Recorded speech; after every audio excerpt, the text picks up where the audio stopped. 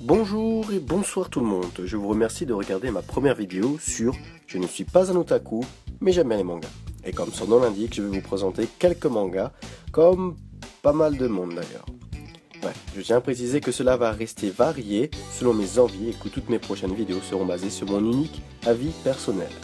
Je tiens aussi à préciser que mon accent de langue est très nul, pour ne pas dire à chier, donc pour les noms en japonais, je vais les montrer comme ceci, ou comme cela, et ainsi vous pourrez le lire par vous-même, et pour moi je vais éviter de les écorcher. Alors on commence tout de suite par Assassination Classroom. Je vous avais prévenu, c'était nul à chier. Littéralement la classe d'assassinat. C'est un manga, un shonen, écrit et dessiné par ce monsieur-là. Il a été prépublié dans ce magazine le 2 juillet 2012 et a été compilé en 12 tomes en décembre 2014. La version française est éditée par Kana depuis octobre 2013. Il existe 2 OAV qui ont été diffusés lors du Jump Super Anime Tour. Vous avez vraiment dit que c'était nul à chier. Le 6 octobre 2013 et le 9 novembre 2014. Une série télévisée d'animation produite par le studio Lerche, je pense que ça se dit comme ça, qui a été diffusée depuis le 10 janvier 2015 par la chaîne Fuji TV. Et un film live est prévu pour le 21 mars 2015. Donc d'ici là, peut-être que vous aurez déjà vu tous les épisodes. Tous les chapitres qui, à l'heure actuelle, le 29 janvier 2015, sont composés de 121 leçons, et pour l'animé, donc, comporte 3 leçons trouvées en version originale sous-titrée français. Donc, l'histoire, c'est quoi? C'est qu'une étrange créature responsable de la destruction partielle de la Lune, et qui prévoit ensuite de détruire la Terre en mars prochain, présente au gouvernement et annonce vouloir devenir le professeur principal d'une classe de lycéens, la classe 3E, pour pouvoir les former en tant qu'assassins, et éliminer une cible. Donc l'histoire se déroule au collège, voilà. Les élèves de cette classe auront pour objectif d'assassiner leur professeur afin de sauver la Terre, la récompense étant de 10 milliards de yens. C'est à peu près équivaut à ça en euros. En dollars, je m'arrête là, j'ai pas envie de chercher plus. Cependant, un problème se pose. Cette créature se déplace à cette vitesse-là. Alors, qu'est-ce que c'est?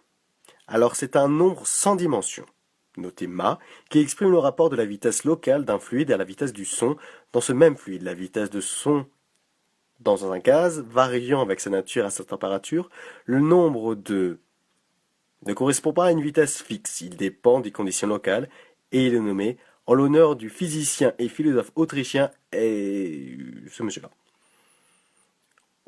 Comme je sens que vous êtes de super matheux, en fait il faut simplement retenir qu'il va plus vite que le plus puissant avion de chasse du monde.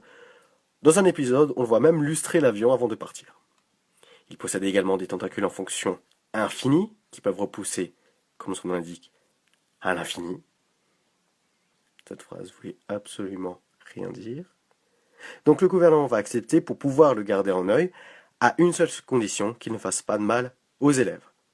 Cette information est très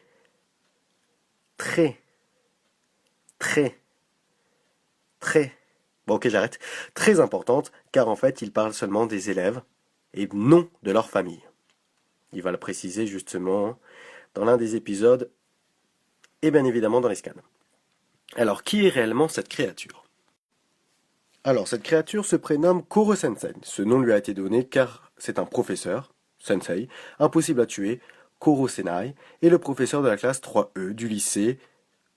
Il a l'apparence d'un poulpe, la couleur de son visage change selon son humeur, jaune c'est la couleur normale, rouge quand il est en colère, noir quand il est foudrage. Pour les élèves, un bande vert c'est quand il se moque de quelqu'un, orange avec un rond en rouge, bonne réponse, violet foncé avec une croix, mauvaise réponse, et après, pour son petit plaisir, rose clair quand il somnole après le déjeuner. Les autres professeurs de la classe sont ce monsieur-là, un agent du ministère de la Défense qui va devenir le professeur d'EPS et d'assassinat. La deuxième, c'est Irina Jilavik, tueuse professionnelle secrètement embauchée pour enseigner les langues étrangères à la classe. C'est une femme pulpeuse, c'est ça, et rusée, comme un renard. Elle est surnommée Mademoiselle Pouf, puis Madame Pouf par les élèves. Je me demande bien pourquoi d'ailleurs. Les personnages principaux, je dirais que c'est toute la classe. C'est plus un travail d'équipe qu'individuel. Mais une mise en avant quand même de Nagisa Shiyota. Bien sûr, d'autres mystères planent sur cette école. Déjà, pourquoi avoir choisi cette école et cette classe? Le E de la classe a une signification, mais laquelle? D'autres personnages tout aussi mystérieux vont venir essayer de tuer le petit poulpe, mais ne vont jamais y arriver, ou peut-être que si. Je dirais qu'il n'y a qu'une seule façon de le savoir, c'est de le voir. Voilà, ainsi se termine mon premier Je ne suis pas otaku, mais j'aime bien les mangas, et je vous remercie de votre écoute, et je vous dis à bientôt peut-être pour de nouvelles vidéos. Salut les bakas!